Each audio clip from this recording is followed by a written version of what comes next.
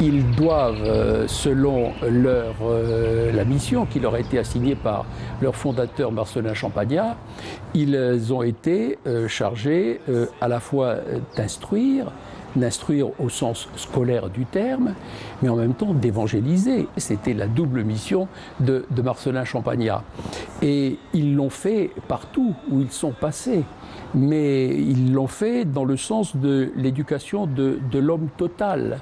Ils ont aussi été des bâtisseurs au sens de constructeurs de bâtiments, parce que toutes les écoles qui restent aujourd'hui ont été faits par les frères maristes, et souvent sur leur fonds ou à partir de dons qui leur étaient alloués par des chrétiens, par des laïcs, etc. Alors donc, ils ont contribué à être finalement, parmi beaucoup d'autres, des bâtisseurs de la Nouvelle-Calédonie contemporaine.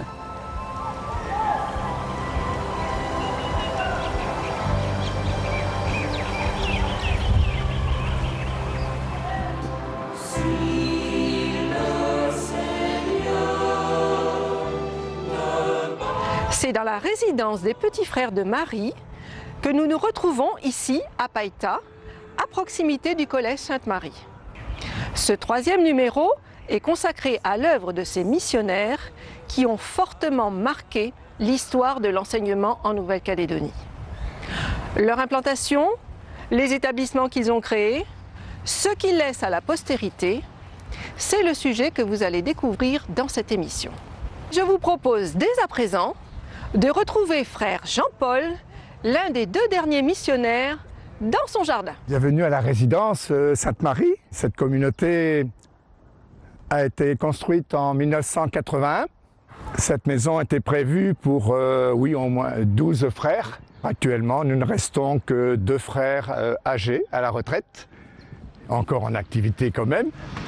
Attends, non.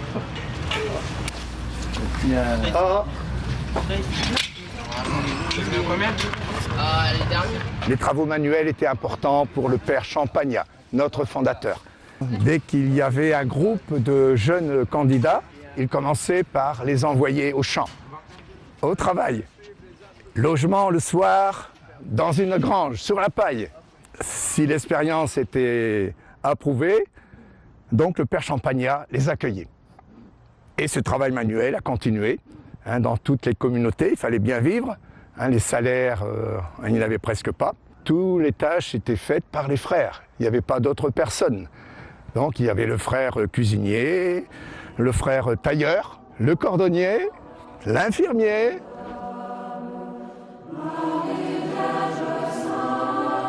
Ça a été important pour nous, dès notre arrivée, d'avoir un espace. On a gardé cela. Tout le reste a été mis à la disposition de l'enseignement catholique, tous nos terrains. Nous disposons d'une chapelle qui a été construite aussi par nous-mêmes et par les jeunes qui étaient là à ce moment-là, nos jeunes novices. C'est un endroit important pour les frères de se retrouver 3 fois par jour au moins et être unis à toute l'Église.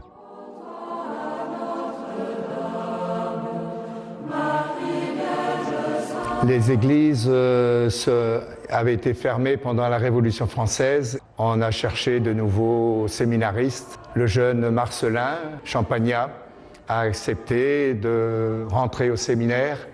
Il rassemblait tous ces jeunes de son quartier. Et parmi ces jeunes, il y en a un qui deviendra le Monseigneur Épal, qui fera partie de la première équipe de l'évangélisation des Salomon. Et Monseigneur Épal sera assassiné à l'arrivée, donc sur l'île de Salomon.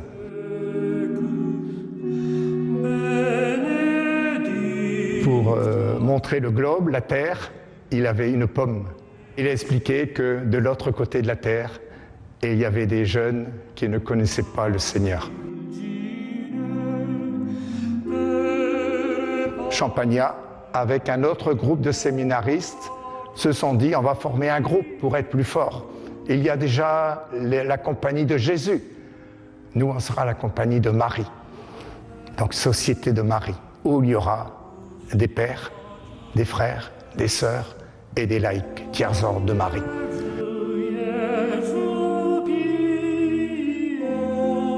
Le premier frère mariste qui est arrivé en Nouvelle-Calédonie, eh bien, il s'appelait le frère Bertrand. Il est arrivé en 1845, c'est-à-dire 2 années après Monseigneur Douard et ses compagnons pères maristes qui avaient débarqué dans la région de Mahamat à Balade.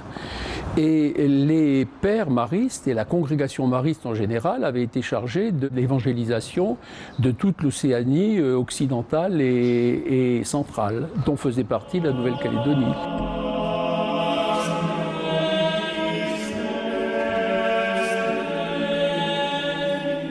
Quand vous-même êtes-vous entré en religion et qu'est-ce qui a suscité votre vocation? À la fin de l'école primaire, il n'y avait pas de collège dans notre village.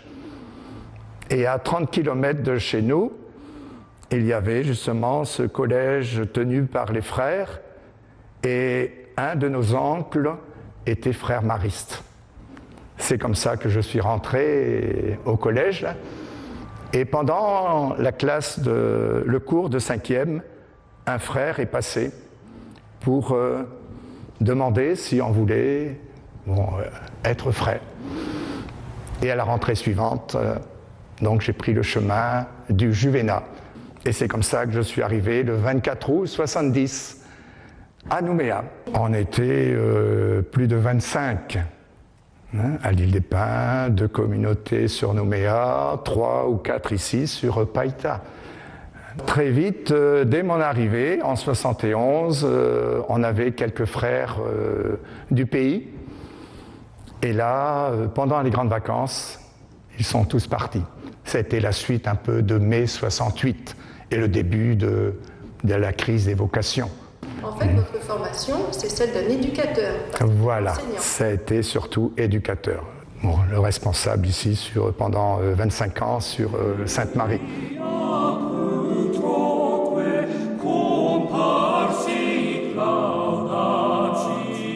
Et à Sainte-Thérèse, là, c'était jusqu'à l'année où j'arrive, c'était la maison de formation. Donc c'était en partie sur place là-bas, et après les jeunes venaient aux études sur Sainte-Marie.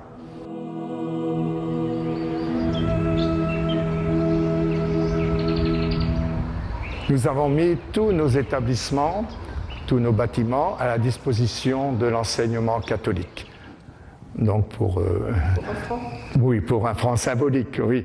On reste propriétaire du foncier, comme par exemple sur Païta. Sur Païta, donc tous les terrains du lycée Champagnat, ceux de Sainte-Marie, et à Port-la-Guerre, donc notre propriété, l'établissement du foyer Sainte-Thérèse à Port-la-Guerre.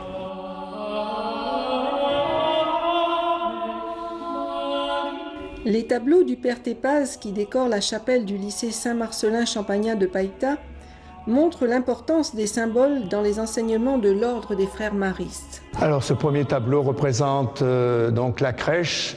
Pour le Père Champagnat, c'était une des premières places d'être près de Jésus, petit, simple, de vivre la vie cachée. Jésus qui s'est fait homme parmi les hommes. Avec notre première place au pied de la croix, comme Marie. Savoir porter notre croix chaque jour.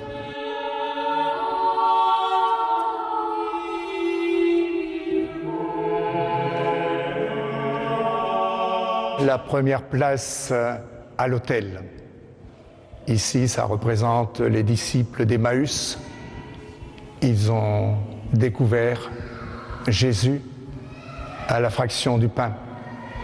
Jusque-là, leurs yeux étaient aveugles.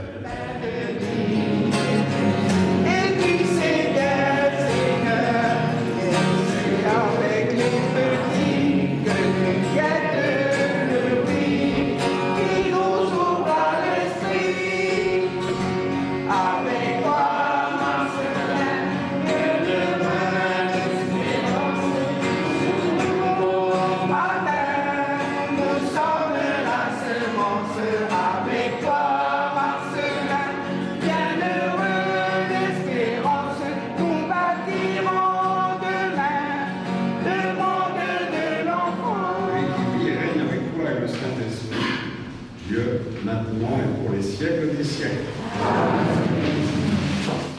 Une belle occasion de se revoir, de se retrouver. Chaque année, pour cette occasion de la fête des fondateurs des frères maristes, Saint-Marcelin-Champagnat, on s'était peu occupé de la jeunesse, de lui donner une instruction, une éducation, de lui donner les moyens de vivre. Alors je suis arrivé le 18 septembre 1969 à Tontouta et je gagnais donc le poste qui m'avait été assigné à l'époque, comme on disait, volontaire de l'aide technique, mais j'étais séminariste de la congrégation des pères maristes depuis déjà 6 ans et formé pour l'enseignement. J'assurais des cours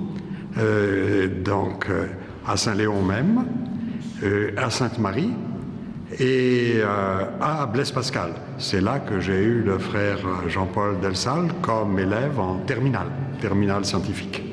Au début, il a fallu même planter les pelouses, planter les arbres. Maintenant, bien, les élèves sont à l'ombre des arbres qui ont été plantés il y a bien longtemps.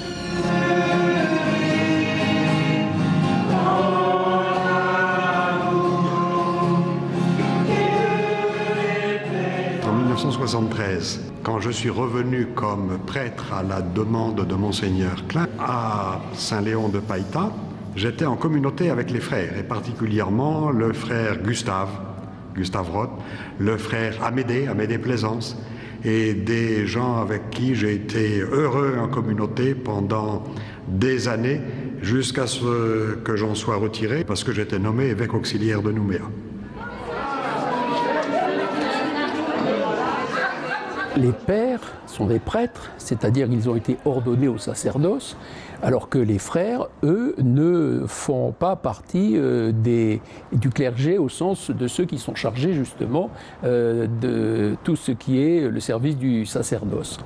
Donc les pères maristes ont été fondés en 1836 par le père Colin, et les frères maristes, eux, ils ont été fondés comme frères enseignants par le père Marcelin Champagnat, qui lui-même d'ailleurs était père mariste. Au départ, les pères maristes et les frères maristes étaient très proches, mais à partir de 1840, les frères maristes enseignants se sont développés d'une manière autonome par rapport aux pères maristes.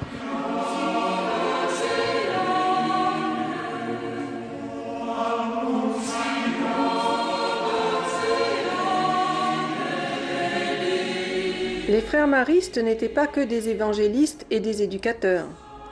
Ils étaient aussi les témoins de leur temps. Le frère Antonio, photographe des œuvres maristes, nous laisse une importante collection de photographies sur plaques de verre d'une grande qualité. Conservées aux archives de la Nouvelle-Calédonie, elles nous donnent une idée de l'importance de leur implantation dans le monde mélanésien de l'époque.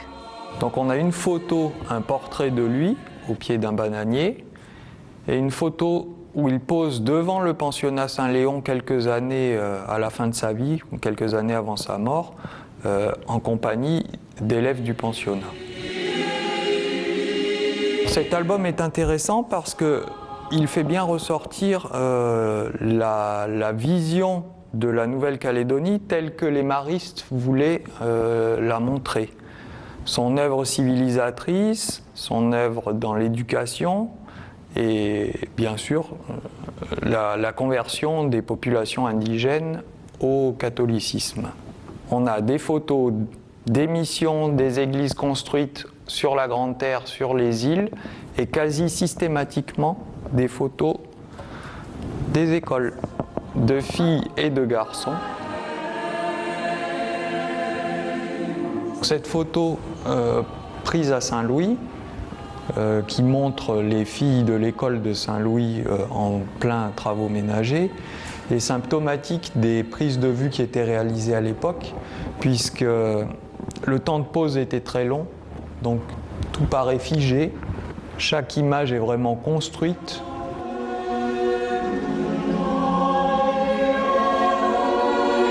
Il y avait évidemment la vie religieuse des élèves et les communions.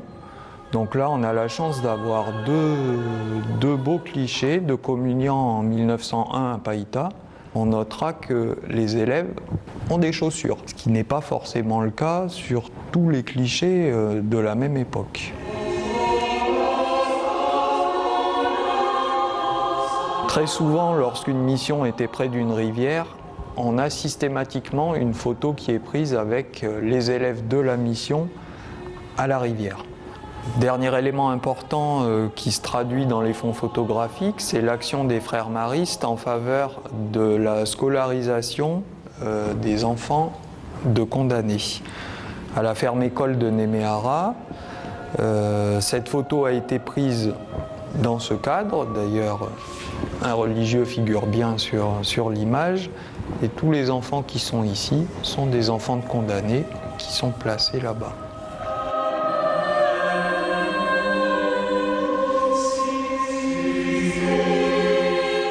Au musée de la Nouvelle-Calédonie se cache une collection toute particulière, celle du frère Antonino. Débarqué en Nouvelle-Calédonie en 1877, il avait pour passion la taxidermie qu'il pratiquait pendant ses temps libres. Il a été dans plusieurs centres, que ce soit à Bourail, à Néméara, il a été à Païta aussi et il est décédé à Païta en 1902. Il est particulièrement reconnu justement pour la taxidermie parce que sa collection est partie à l'exposition universelle en 1900, représenter à la fois la Nouvelle-Calédonie et la taxidermie des frères maristes. Et il a eu un prix, a priori, pour cette collection. En 1903, le musée a acheté, parce que le musée existait déjà à cette époque-là, a acheté la collection du frère Antonino justement parce qu'elle avait été primée lors de l'exposition de 1900. À la suite de ça, la collection était exposée à la bibliothèque Bernheim. Donc c'est à ce moment-là qu'il y a eu ces étiquettes-là en papier avec le nom des oiseaux qui ont été ajoutés sur les oiseaux. En 1983, la collection était dans un pas très bon état, puis elle n'était plus du tout exposée. Elle a été donnée au parc forestier. En 2010, ils ont gardé quelques spécimens et tout le reste a été redonné au musée. Ce qu'on remarque en fait dans les spécimens qu'on identifie comme étant ceux d'Antonino, du frère Antonino, c'est que très souvent on se retrouve avec des socles de récupération. Des socles très, très simples, très modestes, des planches de bois, des chutes de brindilles qui ont été utilisées, qui sont clouées. C'est quand même très très simple. Ils faisaient avec les moyens du bord. Il y avait énormément de techniques qui étaient utilisées à l'époque. Ce qu'on sait, c'est que les techniques de taxidermie, et surtout pour les oiseaux, consistaient à enlever en fait, tout ce qu'il y avait à l'intérieur de l'oiseau pour garder la peau et les plumes, qui étaient ensuite traitées et ensuite remplies avec du coton ou avec de la paillasse, enfin, il y a différentes encore techniques. Je crois qu'il y a plus d'une centaine, 100 à 150 oiseaux. Ils n'ont pas été très très bien conservés. On a beaucoup d'animaux qui sont abîmés et qui ont subi aussi des infestations d'insectes. À l'heure actuelle, on les a tous désinfestés justement pour être sûr qu'il n'y en ait aucun qui garde encore des insectes et c'est la chose principale à laquelle il faut faire attention. Ensuite, on les maintient dans des conditions stables d'humidité et de température pour éviter justement qu'ils s'abîment encore. On va faire attention à la lumière et à la poussière.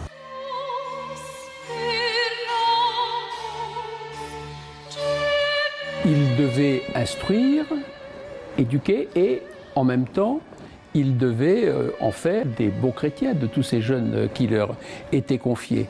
Et ils font partie finalement de ces milliers de personnes qui ont contribué par leur travail, par leur action assidue à construire la Nouvelle-Calédonie d'aujourd'hui. Pendant longtemps, les élèves mélanésiens n'avaient pas accès à l'école publique. Les frères maristes furent les premiers à se consacrer à leur éducation. Ce sont des générations entières qui se sont installées sur les bancs de leurs écoles, réparties dans toute la Nouvelle-Calédonie. Ils se souviennent de cette période qui a laissé une empreinte forte dans leur mémoire. Je suis rentré en 1945 à l'école de Sainte-Marie et j'avais 7 ans. À l'époque, il y avait 2 classes, avec 2 divisions, la première division et la deuxième division de la première classe, et de la deuxième classe, c'était pareil. Je suis né en 1938. À l'école de Sainte-Marie, j'ai rentré à Sainte-Marie à l'âge de 10 ans, 48 jours. Comme nos parents n'avaient pas le moyen de payer l'école, bien sûr, alors tous les élèves allaient à Sainte-Marie, chez le frère Maris. Comme on était catholique, alors il fallait qu'on nous envoie dans une école catholique pour continuer l'enseignement, que le frère nous enseigne un peu plus.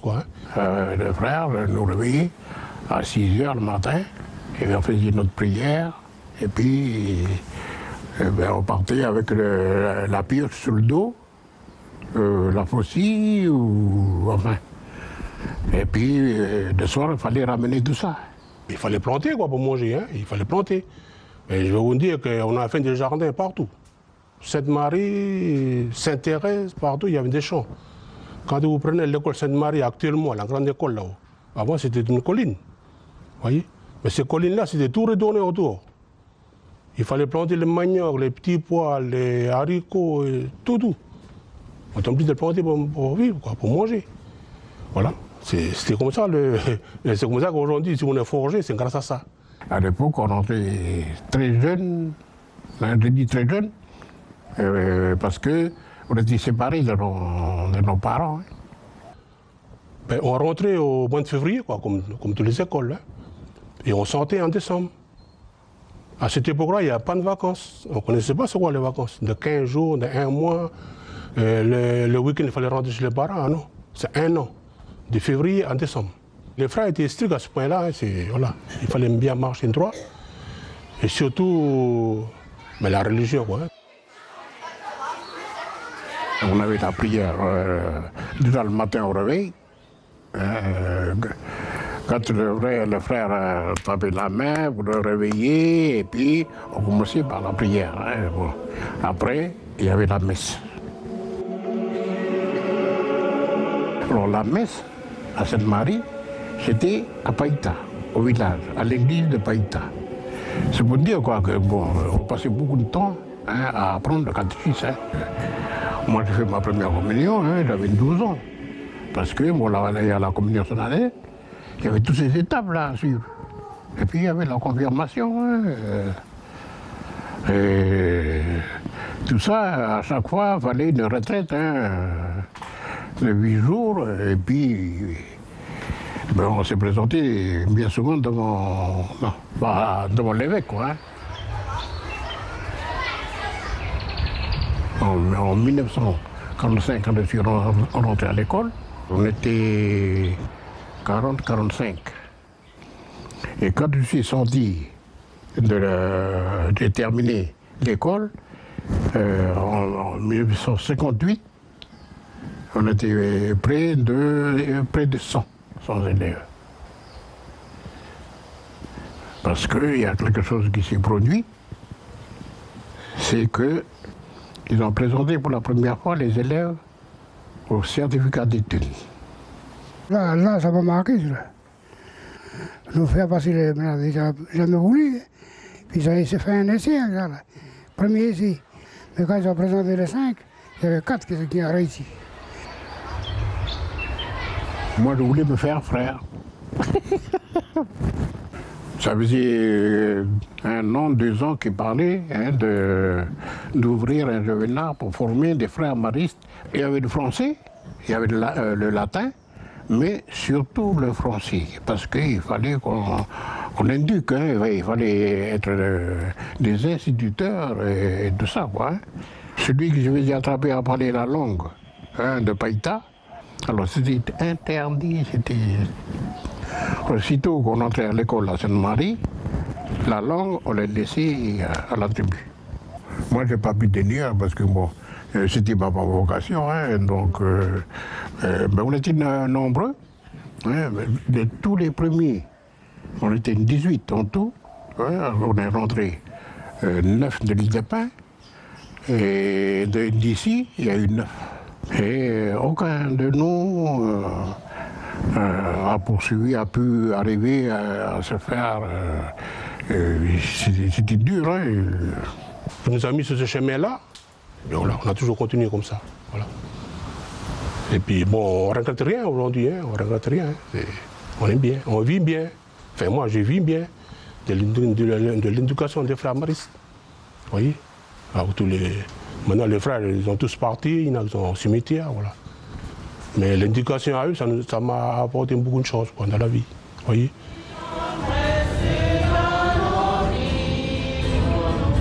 Pour s'aimer les uns les autres, voilà. Mais par rapport à aujourd'hui, c'est terrible. Enfin, vous avez vu comme moi, hein. C'est malheureux d'en arriver là, quoi. Les enfants qui ne s'aiment pas après le cours, là, mais ça veut dire quoi, ça? Manque d'éducation. Manque d'éducation des parents. Et nous, à notre époque, c'était pas ça. Voilà. Nous, l'éducation des parents et l'éducation des frères maristes, voilà. C'est comme ça. Voilà ce que je peux retenir de mon époque à moi, quoi. Hein. Surtout l'honnêteté, la discipline, surtout de la discipline, et aussi cet esprit qu'on garde toujours, cet esprit de partage, cet esprit d'amour. En Nouvelle-Calédonie, eh bien, il se trouve que l'enseignement privé, lui, continue à avoir une place très importante, et en particulier dans les populations océaniennes. Donc on peut considérer qu'il y aura peut-être à un moment donné un renouveau dans l'ensemble français, et puis qu'en Nouvelle-Calédonie, eh bien, l'attachement fera qu'on voudra toujours avoir cet enseignement confessionnel. Je pense que l'avenir est, de ce point de vue-là, devant nous. Mais moi, j'en prendrais bien un petit peu, mais pas la moitié. Merci. Pas la moitié. Merci bien.